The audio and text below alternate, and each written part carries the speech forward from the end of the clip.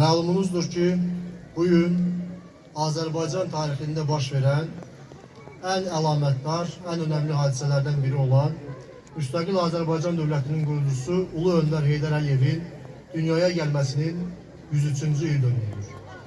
Heydər Əliyevin siyasəti, onun Azərbaycan vətəndaşına, Azərbaycan dövlətinə, ölkəmizə elədiyi xidmətlərdən mənim danışmağım bəlkə də yersiz olar. Hər bir əqlini dərk eləyən, özünü başa düşən, tarixi görən hər bir Azərbaycanlı ölkəmizin bugünkü yüksəlişinə və zəfərinə görə Ulu Öndərə minnətdardır. Mən deyərdim ki, Ulu Öndər Azərbaycanın qurtuluşunun, yüksəlişinin və zəfərinin memarıdır. Məhz onun hakimiyyəti gəlməsi ilə Azərbaycan tarixə məhv olmuş bir dövlət kimi yazılmaqdan qurtuldu.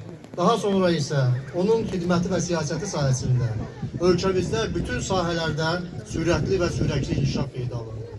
Və ən sonda o aramızdan cismani ayrılsa da özündən sonra öz siyasətini layiqlə davam etdirə biləcək bir oğlu Azərbaycan xalqına bəxş etdi.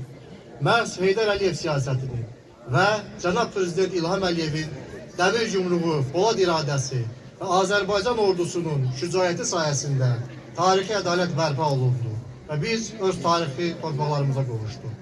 Mən fürsətdən istifadə edib Ulu Öndər Heydər Əliyevin ruhuna şad olsun deyirəm və onun siyasətinin işığında böyüyən, vətənpərvər ruhda tərbiyə olunan, ölkəsi üçün canından və qanından keçən şəhidlərimizə Allahdan rəhmət deyildi. Bugün səhər ilk televizor açanda bir təsadüflə qarşılaşdım. Elə bir proqramın elə bir yerinə uyğun gəldi ki, eşitdiyim ilk sözü sizlə bölüşüb çıxışımı yekunlaşdırmaq istəyirəm. Mən həmişə fəxr etmişəm.